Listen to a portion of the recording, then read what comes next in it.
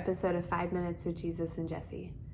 So today we are picking right back up with part 2 of my testimony. So if you didn't watch part 1, I would go back and watch that. So we are going to drop right in on my teenage years. So my teenage years, I had some different views on darkness and light, which I would call fun and cool versus strict and boring. I was a typical teenager and I did all the wrong things. So my mom's house, which previously was not great, became awesome because I had no rules. I could do whatever I wanted. And my dad's house had all the rules, but it's also where my friends were.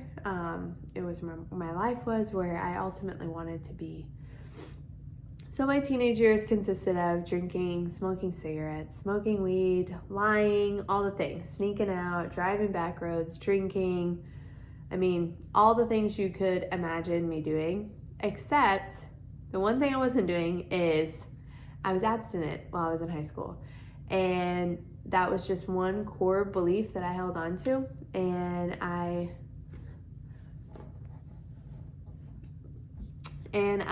really didn't think that I would ever make it to marriage, but I held out as long as I thought that I could.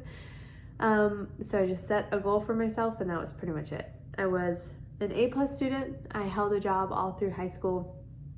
I was responsible and I was determined. So my parents let me think that I got away with a lot more than I'm sure I probably did, especially now that I'm a parent and know that my kids actually get away with nothing. But they said, you did everything you're supposed to be doing, so we kind of just left you alone. So I had a mix of friends, from Christians all the way to the druggies at school. I still continued going to church until I was pretty much old enough to drive and therefore work, and I allowed my work to dictate my schedule pretty much. I did want to mention though that at this time my dad was preaching at a very small church. I think there was around 5 of us kids that were the same age, and there was no youth program. And honestly, I don't know if it would have made a difference back then, but I would like to think that if there had been a better youth program as a kid, I may have had a stronger faith. I see the youth in our church have encounters with God regularly, and they have such a strong community just amongst themselves, and it's amazing to see. And I would just like to think that maybe if that was something that was available to me back then, maybe I would have had some different choices at times. Maybe not. Maybe that's just me, trying to be positive. But I do see the need and understand the importance of having such a strong youth program. So this led right to my late teens, early 20s, which honestly were kind of a blur, mostly because I was partying, but also because it was primarily work, going to school, and party. I kept the same type of friends. I kept doing the same type of things, and I also kept up in my classes. I was getting good grades, and I met the love of my life. We met at a bar, go figure.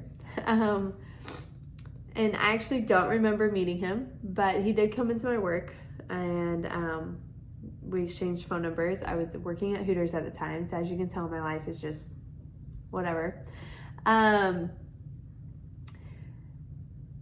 So we hung out one time, and they say when you know, you know, and one time that we hung out, and I said, I'm gonna marry him. If he asked me tomorrow, I'd say yes, I would marry him.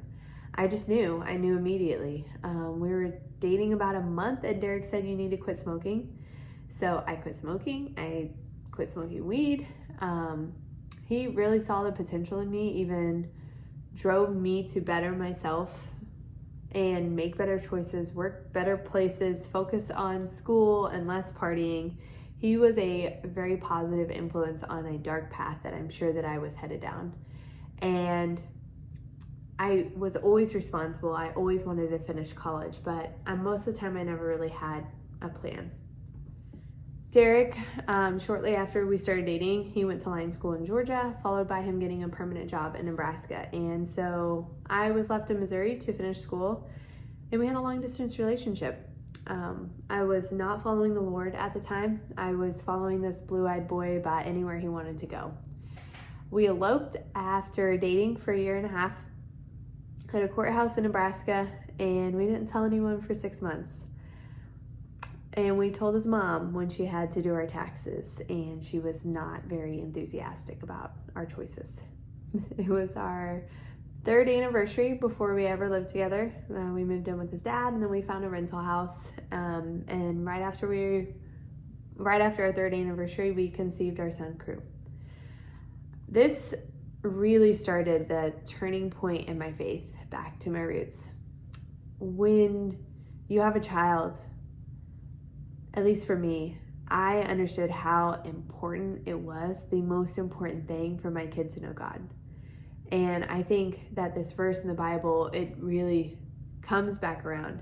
Train a child in the way that he should go, and even when he is old, he will not depart from it. And I feel like my dad just instilling faith in me and how I was supposed to be living and what I was supposed to be doing at such a young age, that when someone else's life was put in my hands, I understood that this was important. And I wasn't living a life for God. I certainly didn't know what I was doing or how to live a life for God, but I knew that this was important. It was the most important thing. And this